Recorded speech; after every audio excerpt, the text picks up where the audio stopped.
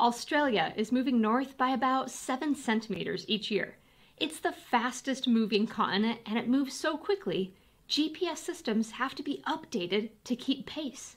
On this continent, you will find fascinating animals and many different ecosystems, but no active volcanoes or geysers. You see, volcanoes don't pop up randomly.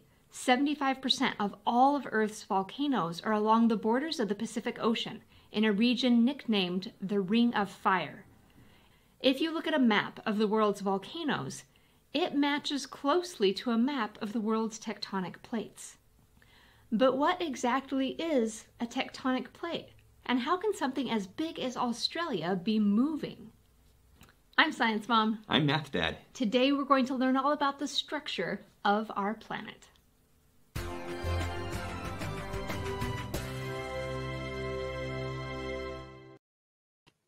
Hello, and a quick welcome to Pickle Obsessed watching in Minnesota, to Karis from Illinois, to Noah watching in Utah, Eleanor in Canada, and Adley, Aylin, and Owen from West Virginia. Happy Wednesday. Happy Wednesday indeed. Before we get started talking about plate tectonics, I want to start with the question of what is inside our planet, and how do we know what's inside our planet? It's lots of rocks.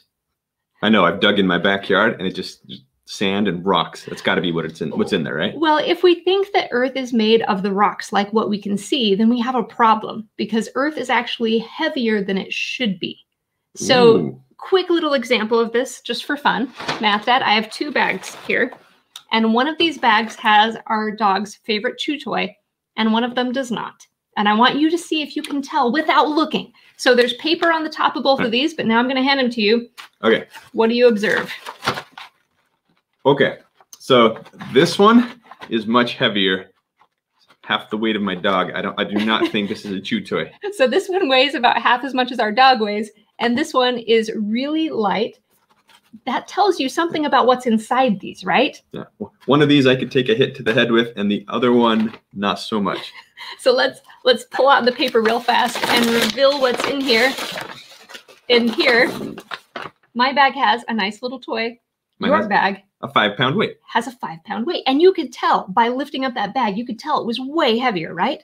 Way heavier. Yep. Way heavier. You're saying the Earth is kind of the same way. It's heavier than we would expect it to be. It is. Now, how can you weigh something that is floating in space, an entire planet? Well, this was done... Giant scales. No, not giant scales. This was done back in the 1800s with a scientist who very carefully had a pendulum and measured the attraction between 2 little weights. Gravity is the attraction between objects, and the heavier or the bigger something is, the more gravity it has. And using that, this scientist was able to calculate the weight of the entire planet. And just like our bag that had a 5-pound weight in it, the weight of Earth was heavier than it should be. If you just dig up some rocks and weigh the rocks, Earth is heavier than those rocks. And that means there has to be something heavier inside our planet. And they guessed probably it's iron. Well, because iron is heavy. Iron is heavy. Okay, now that's pretty cool, because you can't dig a hole that far. At least my arms would get tired. The deepest holes that we have dug have not gone all the way through the outer layer of the Earth. The outer layer of the Earth is the crust. It's called the crust, and it's just like what we walk around on. It's the rocks that you see, and if you dig a hole, you'll keep going through more rocks, and the rocks are hard, and they are brittle, and they are solid. But you're saying that the crust comes to an end if you go far enough down. If you go deep enough. How far? You have to go about 5 kilometers if you're digging through rock at the bottom of the ocean. But if you're digging through rock on land, it can be anywhere between 10 and 70 kilometers. Oh, wow. The thickness varies. Now, how do we know this? If we haven't actually dug down to the next layer, how do we know that there is a next layer? Well, sound waves have something to do with it. Let's pull up our first picture in our slideshow, because there's a similar question that we sometimes have if we have maybe a foot that hurts. If your foot hurts really bad and you can't walk on it, you might go to the doctor and get x-rays. And those x-rays will show you what the bones inside your feet look like, but you don't have to cut open your foot to see the bones. Right. You can see it because the x-rays travel differently through different material, and your bones are harder than the skin and the muscle around them. And we can do the same thing with our planet. But instead of using X-rays, what we're going to use is earthquakes. Earthquakes? Yes, earthquakes. This sounds dangerous. When earthquakes happen, there are machines called seismographs all over the world. And those seismographs are very sensitive. They can measure an earthquake that is so small that you and I don't feel it. And there are earthquakes happening all the time that we don't feel. They're not strong enough to actually shake our bodies or move our houses, but they are strong enough for the seismographs to detect them. And when an earthquake happens, if the Earth was completely solid and it was all made of the same material, then the earthquake wave would travel all the way through to the other side. And of course, it wouldn't be quite as strong when it got to the other side of the planet, but it would travel in pretty much a straight line. Mm-hmm. If the Earth just had a solid core made out of iron that was denser and heavier than the rest of it, then our earthquake wave would go through and it might bounce or move a little bit, but it would still travel all the way through. Okay. Now, here is a really cool fact. When you have earthquake waves travel through, there are two different types of waves. We call them P waves and S waves. And we'll talk a little bit more about waves in another class. But S waves don't travel through liquid. You can kind of think of it as like they get absorbed through liquid. And it turns out the Earth has a pretty big shadow area where the S waves disappear. And if you have an earthquake that happens right here, then you have this shadow over here where there are no S waves detected. Oh, so somehow they're being gobbled up by monsters. No, by a liquid. This is how scientists discovered that there had to be a liquid center to our planet and that they knew what size it was. They won't travel through the liquid. Yes, because the S waves don't travel through the liquid. And with studying the types of waves and how they move, scientists were able to get a picture of the planet, just like you can get a picture of your foot when you go to a doctor and they take an X-ray. By looking at the P waves and the S waves and how they reflect and interact, scientists discovered that we have an inner core that is made out of liquid.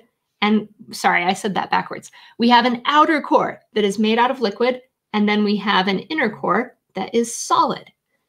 And then this layer here above the core is called the mantle. And then just the outermost part is the crust? And the very outermost part is the crust. Now, if we go to the notes, we're going to go, I think, to page 64 of the notes. I want to emphasize just the scale of this. So this is actually the page we'll be talking about on Friday when we do our art project. But this is drawn about as close to scale as I could make it. And look how thin 5 kilometers is. So this thickness of that line, that is about as thick as the crust is on the oceans, under the oceans of our planet. And then when you have the continents, they're sort of like, it's kind of like they're floating or sinking into that mantle. The crust there is thicker, but still compared to this distance, this is not very thick. No, it is not. It kind of reminds me of the atmosphere not being very thick either. It's just a thin shade. We use the analogy of an apple peel around an apple. Yeah, the crust is the same way. The crust is really thin. You can almost think of it as like an eggshell. And most of our planet, if you're looking at it just by weight, most of our planet is the core and the mantle. The core is about the size of Mars. But remember, how many planet Marses could we fit together to make Earth? It was 6. It was 6. We talked about this last class. So if the core is 1 Mars planet, that's equal to the size of the core, then how many Mars planets make up the mantle and the crust? Well, most of the 5 then? Yeah. Oh, 5 others. And the crust, you said, was not much at all. And the crust is very thin. So the mantle would be almost 5 Marses worth. 84% of the volume of our planet is the mantle. That is really, really big. So the mantle is super important. And now if we go 2 pages earlier in the notes to page 61, let's label these real quick and talk about them. Oh, thank you, Math Dad. It is page 62. So this first layer at the very top, we call the crust. And the crust is solid and brittle. And if you take a rock and you put a lot of pressure onto it or you bend it, it will break. So when we think of the Earth and rock, we're usually thinking of the crust, because that's all that we've ever experienced. Has anybody ever journeyed down to the mantle? No, the deepest. If you did, that would be like lava and. Well, here's the thing, and let's go back to a big view really quick, because I want to share a quick story. When I was a kid, I had a little bit of a fear of digging deep holes and thought that if people dug a hole too deep, that then it would just be like boiling lava, and that lava would just shoot up like a geyser, and that's what would happen if someone dug a hole too deep and they went all the way down. And that made me a little nervous to think about the crust being thin. This is not how it works. The mantle is solid. Say that again. The mantle is solid. It is not liquid, but it is a plastic solid. So let's talk about liquids versus solids. Here, Math Dad, what is this? Liquid, definitely a liquid. It is. It is water with green food coloring, and it is very liquid. That means it can move around, and lava is also liquid, although it's more like syrup, right? If you see a lava flow coming out of a volcano, it's not running like water. It's flowing like a thick syrup. This is a piece of saltwater taffy, 2 of them stuck together. So I have a little piece of candy here, saltwater taffy. I put 2 of them together so it'd be a little bit bigger. Is this solid or liquid? Oh, it's solid. It's solid. And you would like to eat it, right? How yummy taffy is, yes. Taffy is delicious. It is solid, but it is a plastic solid. And if I apply pressure to it, I can bend it. It's like a solid that's trying to pretend to be a liquid. And if I pull on it slowly, I can stretch it. But watch what happens if I pull fast. If I pull fast, it can snap. So mantle is much the same way. The mantle is solid, but it's a solid that can move over time. And when I say time, I mean a lot of time.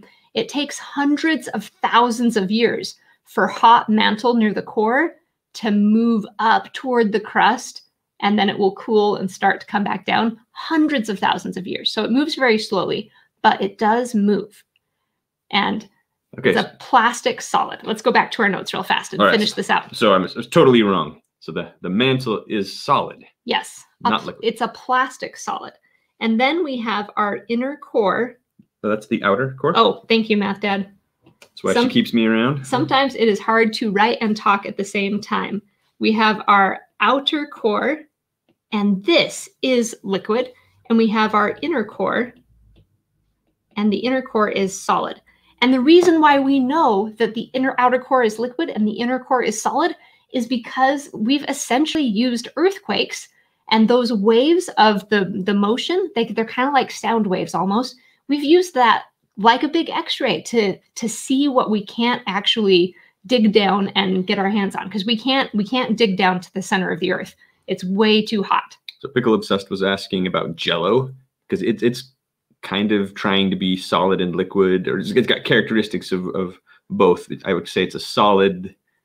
Yes. Kind of weird. It's not always as black and white as we try to paint it. It's not. And Jell-O is a solid, like a matrix that has a lot of water in it. And it does behave differently depending on what stresses are put into it. So back to our core. I want to talk just a little bit about how our core works, because our core is just essential for life on Earth. And it actually functions kind of like a huge magnet. So do you remember when we talked about different types of energy? We talked about how a lot of our energy systems involve spinning a magnet. Right. So if you have wind power, the wind spins turbines, which then turn a magnet and create electricity. Right. This little handheld flashlight, if I crank the handle, I'm spinning a magnet inside. And because there is metal inside that magnet that's spinning, I get an electric current. Well, our core, because we think it's made out of nickel and iron, and those are magnetic elements, the core is actually creating electric currents, which then create a huge magnetic field. And I've got a picture of our magnetic field, an artistic representation of the picture in this next slide. And that looks kind of crazy. That looks like some sort of giant Spider-Man symbol or something. Yeah. But it is, and if you were looking at our planet from space, it would not look quite like this. You wouldn't see all these colors. But the fact is, there is a huge amount of radiation coming from our sun all the time. And then because our planet has these lines of magnetism going out the North Pole and in the South Pole, it creates a shield. And then that radiation pushes that shield and it ends up stretching way behind our planet. And this is the magnetic field. So this is a representation of what it would look like, but really these magnetic lines are invisible to our eyes. So it's actually protecting us? It is. From the sun blast? What's the sun shooting at us? Solar wind is what we call it. And it's light and energy, but also some really high energy particles that over time, they would actually blow the atmosphere away. If we didn't have a magnetic field, we would lose our atmosphere. And that's what happened to Mars. Oh. Mars at one point had a much thicker atmosphere and it had liquid water. But because it does not have a magnetic field to protect it, not one as strong as what Earth has, then the solar wind has taken away most of Mars's atmosphere, has blown into space. Okay, the reason that Mars doesn't have the magnetic field is because its core has cooled too much, so it doesn't have a spinning core. Yeah, it doesn't have that liquid spinning part of its core. That's what we were talking about last time. Yeah. Aha. Kind of amazing, right? It all comes together. There are some mysteries with our magnetic pole, though, that we don't understand. And this, I think, is quite exciting because if you go on to study geology, maybe you could be the person to discover the answer to this. Okay. Our magnetic field goes north to south. And to explain this, let's take a look really fast at a compass. So you guys have probably seen a compass before. It's just a piece of metal that is magnetized, and that little red dot in the compass, that will always point north. Well, here, Math Dad, let's go back to our main view. I have a magnet right here, and wait, I should have... You already saw the answer. Pretend like you didn't see that, Math Dad. All right. This magnet has a red side and a white side, and if I just hold it and dangle it, what direction will the red side face? What do you think? So will it line up like a compass? So it'll point north? If I tell you it will face north, then what direction will you expect it to face? So relative to us, north should be that way-ish. And give it just a minute to stop rotating. I think it's gonna... But it does. It lines up facing north, which is this way. A little more that way. At any rate, I don't know. The string might have more influence than magnets. I'm not sure. The red part is facing north. So sun rises in the east, sets in the west. That's where the sun sets. All right. He's like, okay, maybe you convinced me. A compass is more reliable than a string with a magnet. So if you're ever lost in the woods and you have a choice between a string on a magnet and a needle that you put in water, go with the needle in water that's floating because that will be more accurate. But the principle for both of these simple demonstrations is the same. Our magnetic field that the planet is creating has a direction to it. And anything that is magnetized, if it is truly free floating and can move however it wants, it will try to line up with the magnetic field. Will you talk one more time? So the thing that's creating the magnetic field is the spinning of the outer core? So it's the liquid outer core. The liquid outer core is spinning, and actually the inner core is slowly growing bigger over time. It's freezing. It's as hot as the sun, but when we say it's freezing, we don't really mean like it's cooling down into, what we would think is cold, but it's changing from liquid to solid. And at that boundary between the inner core and the outer core, when you have new iron crystals form and it's slowly getting bigger, that they kick off other elements and say, get out of here. And those other elements traveling through the inner core create a lot of heat. There's also radioactivity down in the center of the planet too. You have uranium and thorium decaying, creating heat. It's a very hostile place. If anyone ever asked me, if they said, hey, we've built this crazy, cool, high-tech machine to go to the center of the earth, do you want to go? I would say no. I don't care how strong you think your machine is. I'm terrified of pressures and temperatures that intense plus radioactivity. I would rather stay on the surface. Thank you very much. Okay. Now, a compass will line up with the magnetic pole, but so will lava. And when I say lava, I mean the crystals, the iron crystals, tiny little pieces of iron inside lava. When lava is liquid and it comes out of a volcano or it oozes into the ground, you have certain little pieces of iron that will line up with the pole. And every several 100,000 years or so, North and South Pole switch places. Whoa. So the North Pole switches around and is where the South Pole is now. And this has happened hundreds of times in Earth's history. So is that what we're seeing along the side? This is a timeline? This is a timeline from present at the top down to when the dinosaurs were roaming the Earth at the bottom. And looking at rocks and studying rocks, we can see that every so often, North and South poles switch places. And this is a mystery right now in science. They call it the magnetic pole reversal, and we are not sure why it happens. We don't know how long it takes, and we're not sure when it's happening, what will happen to the magnetic field. Here's one possibility with a simulation that NASA did where they think that during the reversal, you'd actually have multiple North and South poles. Like navigations would go crazy as we were figuring this out, and we don't even know how long it takes. Some scientists think that some reversals have been really short and happened just within a year or two. Others think that they were long and took 10,000 years to happen.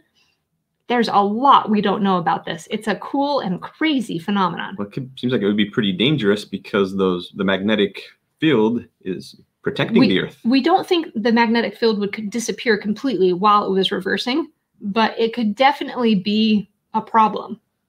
All right. I noticed something weird here. This big black region. So black is the orientation that we're currently in? Yes. Black is when the North Pole is at our current North Pole. White is when the North Pole moves around and is at the South Pole. So there's this big region of time where it didn't change at all for a really long time. Huh. And then in recent history, it's, every 500,000 years or so, it's flipping back and forth. So if you search magnetic pole reversal, you'll see a lot of articles saying, oh, it could happen anytime. But really, we have no idea. If we're entering one of these periods, then it's not going to happen for a long time. Well, I know a cool fact about the North Pole. It turns out there's not just one North Pole. We have two different ways of kind of measuring north, and they don't necessarily align. So typically we think of geographic north. So the Earth is spinning. If we were to stick a ball, maybe a stick through the center of the Earth and the ball rotating around that stick. So that's our geographic, the North Pole and South Pole. But the magnetic North Pole is different. So different and even moving, right? It does move. Maybe not a ton or not really fast, but over time, it's moving places. So it's close to the actual North Pole, right? It is close to the actual North Pole, but in the past 50 years even, we've seen the magnetic pole wobble around a little bit. It moves around. It doesn't stay in the exact same place. It's really weird to think of. Cool. Hold still, but your compass is moving. You're like, oh! Now let's talk a little bit about plate tectonics. And maybe real quick, let's head to our notes on page 62 again and just review those layers again real quick. So in the center of the Earth, we have a solid inner core. We have a liquid outer core, and the spinning motion of that liquid outer core creates an incredibly strong magnetic field that encircles the entire planet. And then we have the mantle, and the mantle is moving very slowly. Hot spots near the core rise up and get to the crust, and they cool and then descend back down. And the whole entire thing can do this cycle, just like a hot water heated up will turn over in a bowl of water. Same thing can happen with our mantle, but it takes hundreds of thousands of years. The crust that is on top can move. Because the mantle is moving, that causes pieces of the crust to move as well. And we have several different types of boundaries that happen when different pieces of crust push against each other. So they can come together. We call that converging or convergent plates. They can pull apart. We call that diverging. Or they can slide past each other. We call that transforming. So Math Dad, with Oreos, just for fun, if I have an Oreo and I have two pieces of the Oreo that are sliding apart, what type of plate boundary is that? Delicious. It would be delicious if you were to eat it. Divergent because they're going apart. It is. It's divergent. What if I have two plate boundaries, where one of them is coming over the top of the other one? And I know this is hard to see. That's convergent. That's convergent. And how about if I have two that are sliding past each other? Transversal, what'd you call that? Transform. Transform. So a quick example, one of the most famous transform faults is the San Andreas Fault in California. And what do we have associated with the San Andreas Fault? Earthquakes. Yes, from time to time there are earthquakes because as those two plates are pushing against each other, there's a lot of friction. They kind of get stuck for a while, but the motion is still there. And then when they move all of a sudden, that creates an earthquake. The chat's telling me I should eat some Oreos. No Oreos yet, Math Dad. After class. Okay, After class. I'll be patient. And then for convergent boundaries, we have two different types. Let's take a look real quick in the notes. If you have a thin ocean plate meeting a thick continental plate, the ocean plate will dive underneath the continental plate. And then pieces of it might start to melt a little bit and you'll get volcanoes. And a great example of this is the Cascades. So from Vancouver Island all the way down to California, we have a subduction zone. That means one continental plate, one oceanic plate is going underneath another plate. And Mount Rainier, Mount St. Helens, Mount Hood, all of those volcanoes, some of them not active, some of them active, are formed by that subduction zone. But if with the Indian plate and the Eurasian plate, when they collide, they're both continental plates. So they're not going to go underneath each other? So they're not going to go like this. They're just going to push together and they're creating really high mountains, the highest mountains in the world, the Himalayas. Yeah. Okay, that is really cool. And you've got me so hungry, Science Mom, I can only think about Oreos now. Well, before we get to Oreos, I want to talk about tectonic plates for just a tiny little bit longer. Mimi in the chat, pay attention and you'll get a treat, Math Dad. Let's pull up the slideshow again, and I want to talk real quick about these plate tectonics because... Well, just a sec. Before you get into that, we said that there were 3 layers. What's the difference or with the relationship between the crust and these tectonic plates? So the pieces of the crust are the plates. They are the tectonic plates, but it's not just the crust. It's actually a little bit of a layer of mantle underneath it too. They're kind of stuck together and we call that the tectonic plate. Gotcha. Now, it's hard to appreciate just how big these are unless you look at a view of the world from a spherical view. So the Pacific plate is almost as big as like half of the world if you're looking at it from this point of view. It's enormous. The North American plate is another plate that is incredibly large, the Eurasian plate and the Antarctic plate, but there are several others. We have them listed all here in the notes. Hopefully you will color them on your own to learn them a little bit better. The Pacific plate, is that the one that's in light blue there? Light blue. That's the one with the ring of fire around it? Is that right? This is the one with the ring of fire around it. But here we have this boundary between the Himalayan plate and this big Eurasian plate. This is where the Himalayas form. And if you think to yourself, okay, what are the biggest mountains in the world? They're going to all be along plate boundaries. The Himalayas, the Andes, the Cascades, the Sierra Nevadas. The Rockies are kind of an outlier, but most mountain ranges, really big ones, happen along plate boundaries. Isn't that kind of cool? Oh, that is cool. All right, we are ready now for our Where in the World mystery, and then we've got poll questions for you guys. Are you ready, Math Dad? I'm ready. Let's do this. So this Where in the World mystery has to do with Australia. And I'm just going to tell it to you real quick and see if you can... No. I just gave you a hint, Math Dad, and I wasn't even meaning to. There's only like 2 cities in Australia. Okay. No, I don't... Science Mom totally messed up the hint, you guys, because I was trying to do too many things at once getting my pictures. So where in the world do people play rugby, listen to opera, and is there a deadly spider? Is it Australia? What city in Australia do you think? Oh my goodness. Well, that's all you're going to give me? Yep, that's all I'm giving you because I spoiled it already with the big hit. So you just have to I'm going to say it's Sydney. It's either that or Sydney. Melbourne. I don't know. Sydney okay, is correct. It is Sydney. All right. So Sydney, Australia is our answer to today's Where in the World mystery, which I kind of messed up because I didn't get my pictures uploaded before class. But now you know. It's the biggest city in Australia. It has just over 5 million people. And Now we're ready for poll Is questions. the picture the famous opera house? It is. So in the notes, there's a picture of the famous opera house. If you've ever seen Finding Nemo, you'll also see the same imagery there. Yep. P. Sherman, 42 Wallaby Way, Sydney. That's right. All right, time for poll questions. My math dad likes to try and see if he can stump the kids in the chat, and the undefeatable science kids always win. Whatever. And before I go grab Science Puppy, I want to wish a very happy birthday to Clara, who turns 6 tomorrow. Happy birthday, Clara. And to Evie, who turns 10 this Friday. Happy birthday, Evie. Hey, happy birthday indeed.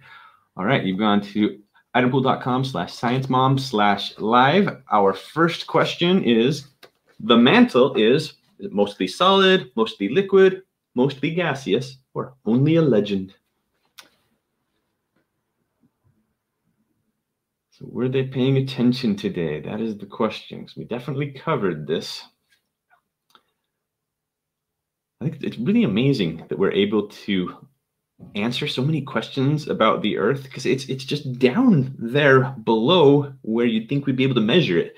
You'd think, we could come up with theories, but there's no way to test it. But sure enough, we really understand it well.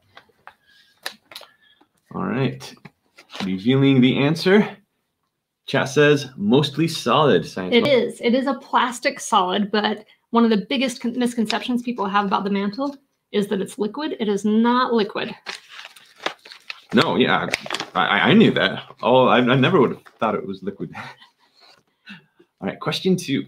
84% of Earth's volume is the core, the mantle, the crust, or marmosets. Be one of those. Ooh. So which accounts for most of the Earth's volume? And so volume you can think of as the amount of space something takes up, whereas mass is something different. That's the amount of material in something, which usually corresponds to how much it weighs. So we get a different answer if we were asking about Earth's mass. All right. And polls are in. The mantle. The mantle. Good job. That's right. We said the mantle was like 5 of planet Mars. Yeah. And the core was just 1. 1. And then the crust is the thinnest of all, smallest. Nicely done. Question 3. The Ring of Fire borders which tectonic plate? Is it the Arabian plate, the Antarctic plate, North American plate, or Pacific plate? SC has a good question. Is the core the inner core or the outer core? And the answer is both. So when we first, both the inner core and the outer core are called the core, but we have different names for them because one is solid and one is liquid. But I wonder if that naming convention came later, because it would almost make sense to just give them totally different names. It would, but I think it was partly because of the shadow that they saw with earthquakes, and so they could measure the outer core, how big it was, and they said, okay, so we have a core in our planet. But then with better tools and better equipment, then we discovered one part of this is solid, one part's liquid. All right, let's finish and reveal. All right, and Pacific plate. Is Option D. correct. Nicely done. Good job. Question 4. How do scientists know that the outer core is liquid? Thank you, Science Mom. Got a shout out to Afton, who has a birthday as well. Happy birthday, Afton. Happy birthday. Ooh, good question from Neptune 36. What's the right way to say it? Plate tectonics or tectonic plates? And it all depends on if you're talking about a specific plate.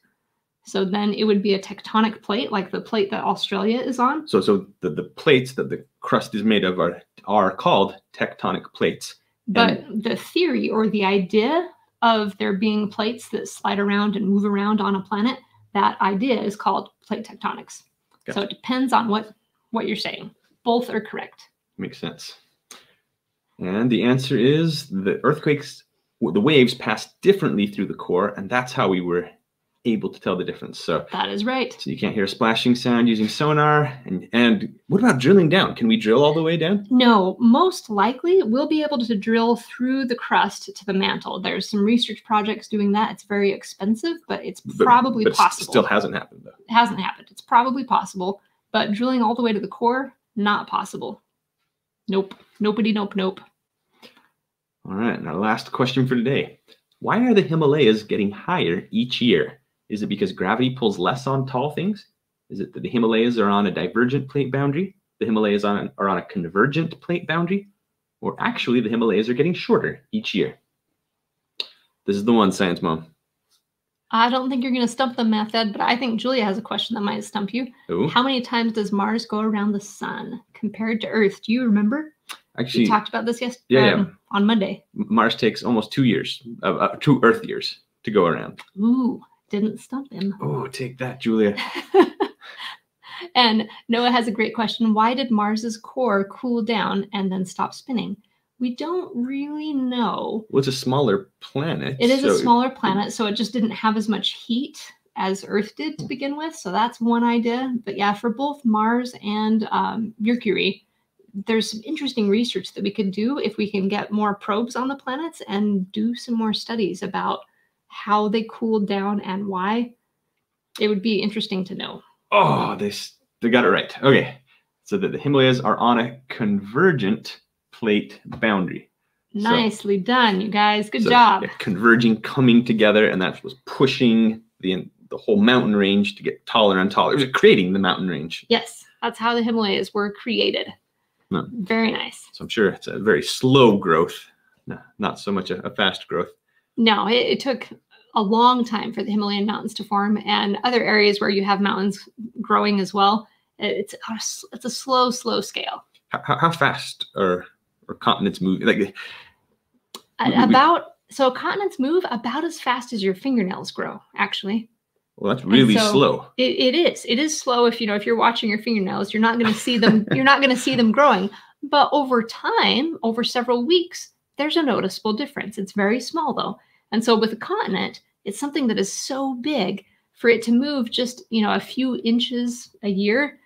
That might seem like it's not going to make a difference at all. But in Australia, the fastest moving continent, they actually have to do big updates to GPS systems fairly regularly, because in about 5 or 6 years, all of a sudden things will be a few feet off because it's moving so quickly.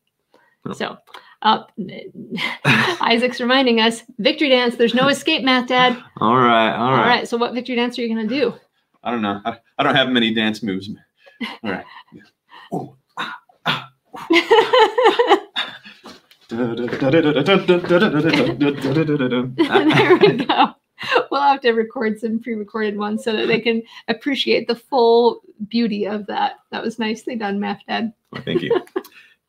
Thank you. We hope that you guys have a wonderful day. We will be seeing you again on Friday with our next art project, and we're going to showcase some of the great pictures that have been sent in for the bridge construction too. So if you found some cool results with either your bridge science project or with your mason jar science project with growing the 2 different mason jars, send them to us. We'll have a little showcase on Friday. And we actually will be spending class time on the art project itself. I mean, sometimes with our projects, we can just tell you what to do and then you do it outside of class. But if you want to draw with us on Friday, you definitely can. Yeah, so what do they need? Just pencil and paper? Pencil and paper and something to color with. And that's it. Is there a template to print out or anything? There is, and we'll send a link before Friday. All right, sounds good. All right, work hard, grow smart, and we'll see you on Friday.